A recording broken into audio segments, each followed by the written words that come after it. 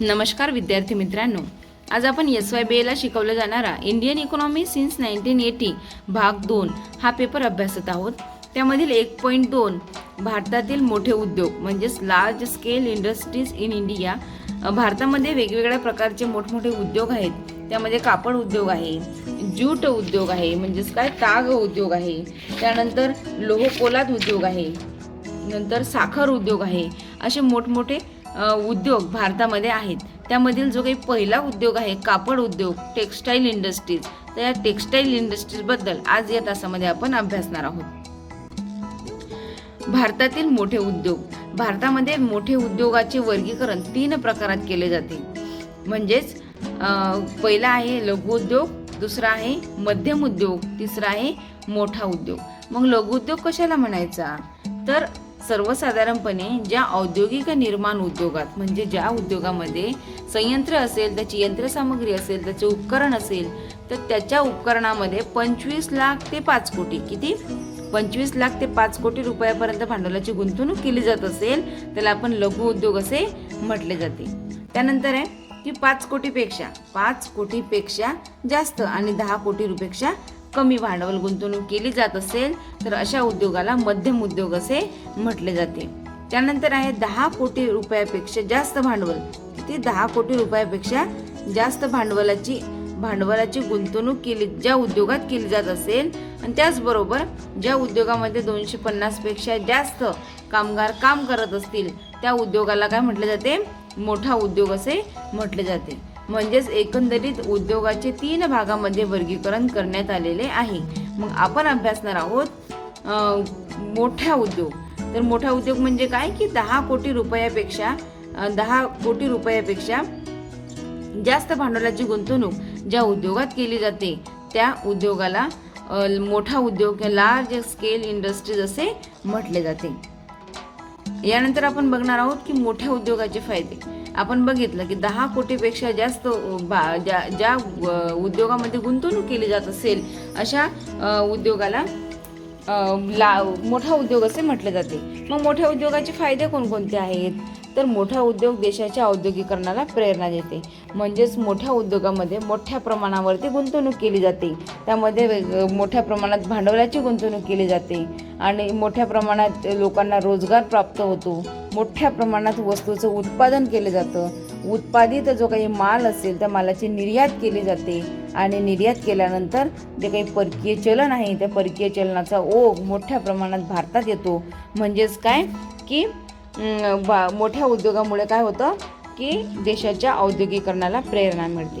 दुसरं आहे मोठे उद्योग प्रामुख्याने भांडवली वस्तू आणि पायाभूत वस्तू जसे यंत्रसामग्री, अवजारे, रसायने, कागद, सिमेंट, खनिज उत्पादने, शुद्धीकरण उत्पादित करत असतात. याला मूलभूत आणि अवजड उद्योग असे म्हटले जाते.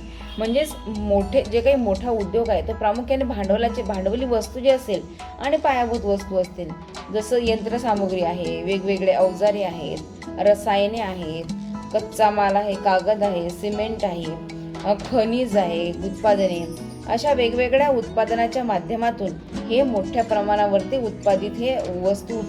कापड उत्पादित करीत असतात. यांना मूलभूत आणि अवजड उद्योग असे देखील म्हटले जाते. त्यानंतर आहे या उद्योगाच्या विकासावरती देशाचा औद्योगिक विकास हा अवलंबून असतो.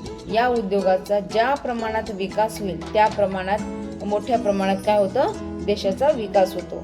म्हणजेच काय जेवढे जास्त उत्पादन त्या मोठ्या उद्योगात झाले असतील तेवढी जास्त निर्यात त्या उत्पादनाची होते आणि निर्यात वाढली म्हणजे काय होते, परकीय चलनाचं गंगाजळी आहे आपल्या देशामध्ये येतं आणि देशाचा जो काही आर्थिक विकास आहे, औद्योगिक विकास आहे हा मोठ्या प्रमाणात होत असतो. यानंतर आपण बघणार आहोत की भारतातील प्रमुख मोठमोठे उद्योग.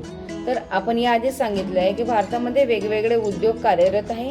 त्यामधील जो काही पहिला उद्योग आहे कापड उद्योग, त्याला आपण टेक्स्टाईल इंडस्ट्री असे म्हटले जाते. तर कापड उद्योगाचा अभ्यास आजच्या या तासामध्ये आपण करणार आहोत. तर कापड उद्योग हा सर्वात जुना आणि मोठा उद्योग आहे. देशाच्या GDP मध्ये या उद्योगाचा जो काही वाटा आहे तो किती आहे, 2% आणि वस्तू निर्माण उद्योगामध्ये 10% वाटा आहे.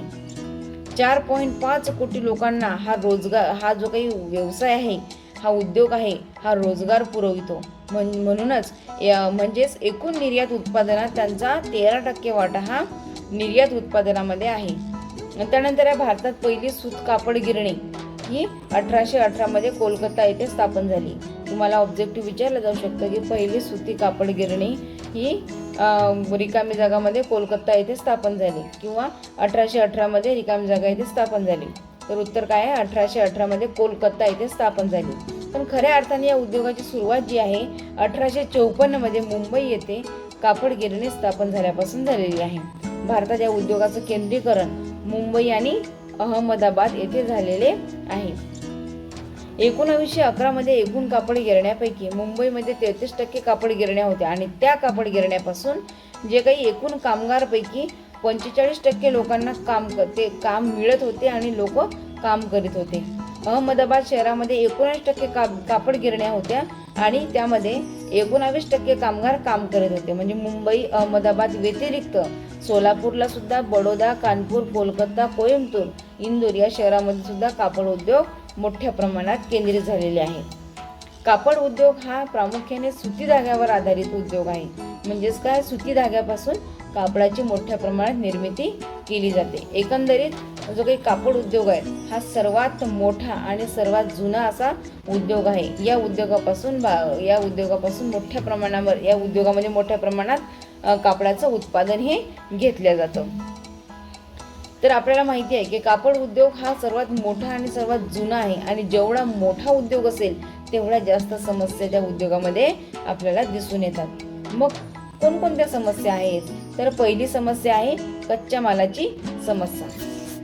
तर आपल्याला माहितीच आहे की कापड उद्योग हा खूप मोठा उद्योग आहे आणि आपल्याला माहिती आहे की 56% जो काही कापड गिरण्या आहे त्या कच्चा माल म्हणून कापसापासून तयार केलेल्या सुताचा वापर करतात. मोठ्या प्रमाणात कापड उद्योगाला कशाची गरज असते? कच्च्या मालाची. मग कापड उद्योगाला कच्चा माल कोणत्या क्षेत्रातून मिळतो तो? तर कृषी क्षेत्राकडून. मग काय की कापसापासून कापड उद्योगाची ही निर्मिती होत असते. एखाद्या वेळेस जर कापूस हा कच्चा माल कृषीतून उत्पादित होतो आणि कृषीला जर हवामानाची अनुकूलता असेल तर मोठ्या प्रमाणामध्ये कापसाची लागवड केली जाते आणि मोठ्या प्रमाणामध्ये कापसाचं उत्पादन होतं आणि कापसाचं उत्पादन असल्यामुळे कापड उद्योगाला मोठ्या प्रमाणावरती कापसाची निर्यात केली जाते किंवा विकल्या जातो आणि मोठ्या प्रमाणावर कापडाचं उत्पादन होतं. परंतु या उलट जर शेतीला जर प्रतिकूल वातावरण असेल, हवामानाचं प्रतिकूल वातावरण असेल तर अशा वेळेस काय होईल? उत्पादनात घट होईल आणि कापड उद्योगाला कच्च्या मालाची काय होईल? कमतरता जाणवेल. त्याचबरोबर कमतरता जाणवेल म्हणजेच काय की कच्च्या मालाची समस्या ही मोठ्या उद्योगासमोरची सर्वात महत्त्वाची अशी समस्या आहे. तिसऱ्या पंचवार्षिक योजनेमध्ये 70 लाख कापूस गाठीचे उत्पादनाचं लक्ष ठेवलं होतं, परंतु तिसऱ्या योजनेमध्ये 49 लाख कापूस गाठीचेच उत्पादन झाले आणि नंतरच्या काही योजनेमध्ये सुद्धा अशीच परिस्थिती आहे. परंतु अलीकडच्या काळामध्ये जे काही संकरित बीटी बियाणं आहे या संकरित बीटी बियाणाचा वापर करून मोठ्या प्रमाणावरती कापसाचं उत्पादन हे घेतलं जातं. 2016-17 मध्ये 331 लाख कापूस गाठींचे उत्पादन हे झाले होते. आता काळजी उत्पादनाची नाही आहे तर उत्पादन वाढीमुळे किमतीत होणाऱ्या चढ उताराची आहे. उत्पादनात मोठ्या प्रमाणात वाढ झाली तर किमतीमध्ये काय होतात? चढ उतार निर्माण होतात आणि किमतीतील चढ उताराचा प्रभाव विकेंद्रित क्षेत्रावर कापड गिरण्यावरती पडत असतो. विशेषतः हातमाग क्षेत्रावरील विणकरांवर याचा जास्त प्रभाव पडत असतो. दुसरं महत्त्वाची समस्या आहे कापसाची निकृष्ट जाती, वाण आणि कमी उत्पादकता. जे काही कापसाच्या जाती आहेत त्या कशा असतात? निकृष्ट असतात किंवा त्याचं वाण आहे हे निकृष्ट असतं आणि त्या निकृष्ट वाण्यापासून आपल्याला काय मिळतं? कमी उत्पादकता मिळतं. भारतामध्ये बीटी कॉटन हा वाण येण्याच्या अगोदर कापूस लागवडीसाठी ज्या देशी वाणाचा वापर केला जात होता. म्हणजेच काय करायचे लोक की आपल्या शेतामधील जो काही कापूस असेल तो कापसाचे घरीच त्याच्यामधली जी काही त्यातली जी काही सरकी असेल त्या सरकी घरीच काढून त्याचीच लागवड ही केली जात होती. त्यामुळे जे काही घरचं वाण होतं, देशी वाण होतं, त्या देशी वाणापासून जे काही उत्पादन होतं हे उत्पादन खूप कमी प्रमाणात मिळत होतं. त्यामुळे आणि जो काही धागा होता त्या देशी कापसापासून तयार होणारा जो काही धागा होता तो अत्यंत आखूड असा होता आणि त्याचा कापडाच्या प्रतिवरती कापडाच्या रेखीव आखीवपणावरती त्याचा प्रभाव पडत होता.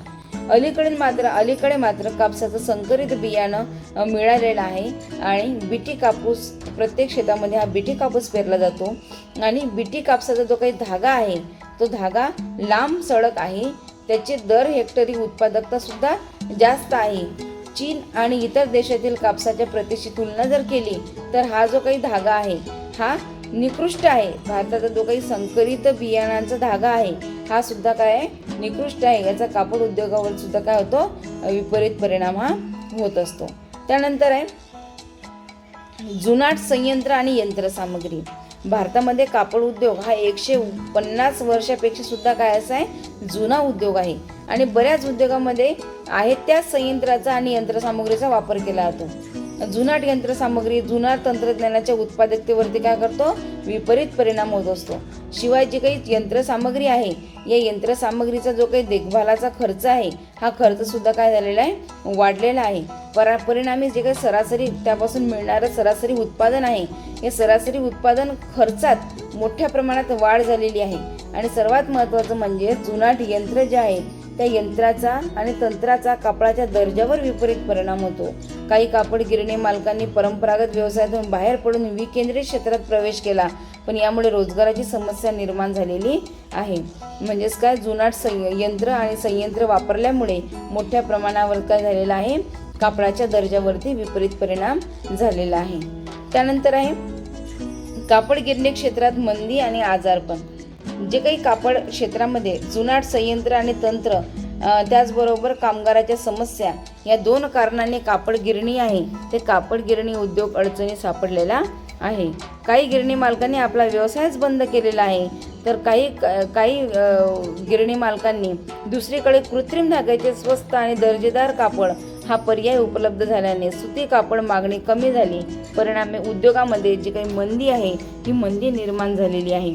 गिरण्या तोट्यात जाऊ लागल्या. शेवटी मालकासमोर उद्योग बंद करण्याशिवाय पर्याय उरलेला नाही.